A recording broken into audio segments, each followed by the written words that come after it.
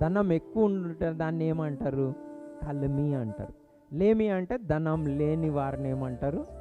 లేమి అంటారు. కలిమి అంటే ధనం ఎక్కువగా ఉన్నవారిని ఏమంటారు? దాన్ని ఏమంటారు? కలిమి.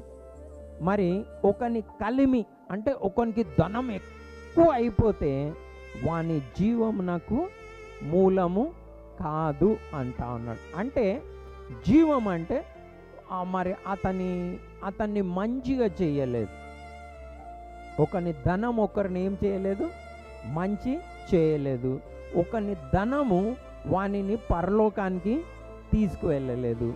ఒకని ధనం వలన దేవునికి ఇష్టలుగా ఉండలేరు. అంటే ఒకని కలమి విస్తరిస్తే వాని జీవం నాకు ఏం కాదు, అది మూలం కావాలి. అంటే ఏం కావాలి? మనం పరలోకం కావాలంటే, పోవాలంటే నిత్య జీవం కావాలి.